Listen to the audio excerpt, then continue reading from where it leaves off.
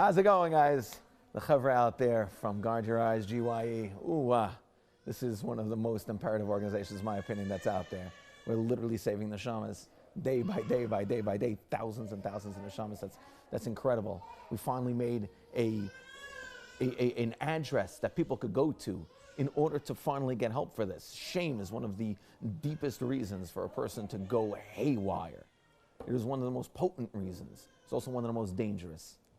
It's also one of the most able to understand and fix, as long as a person can have a place where they communicate. What's so important about getting rid of this and getting this under control?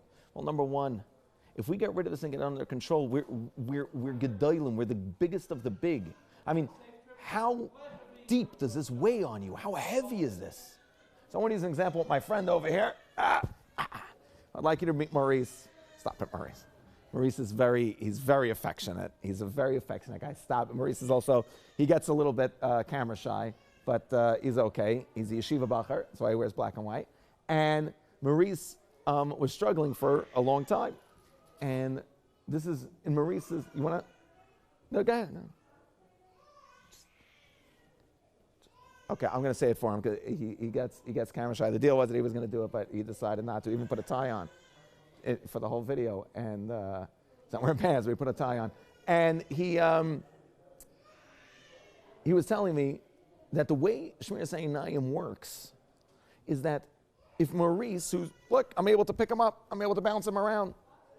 If Maurice was filled with bricks, I wouldn't be able to do anything with him. He would be purposeless. What fills him up is the most important thing.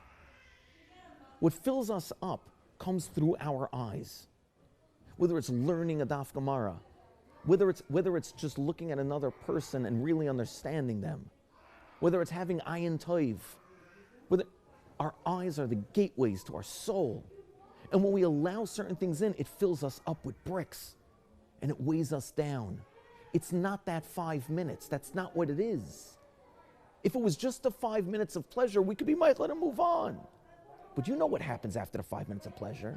There's the shame. There's the holdback. There's the guilt.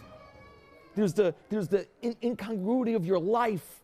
There's the inconsistency of who you are. When that weighs you down, you could do nothing. When that weighs you down, then the next thing also gets messed up, and the next thing, and the next thing. But when you free yourself, you get to be like my boy over here. He could bounce around now all day. I would never be able to hold him on my lap if he was filled with bricks. We have to stop filling ourselves up with bricks. It's not just one time and it's not just 5 minutes. We put it into ourselves and it weighs us down. And then again, and it weighs us down. And it keeps us down. Not for tzidkes. Don't do it for these big ruchnius reasons. Do it so that you're not weighed down and you can be who you need to be. Do it because if you don't, you will never be able to reach that potential, because you're going to keep having this proof to point at, to show yourself that you are a shameful person when you're not. When you're not. You're one of the most beautiful things that Rabbi Shalom ever created. And you have the opportunity to be one of the greatest, as long as you don't weigh yourself down. B'hatzlacha out there, guys. You're the chevra. Do it.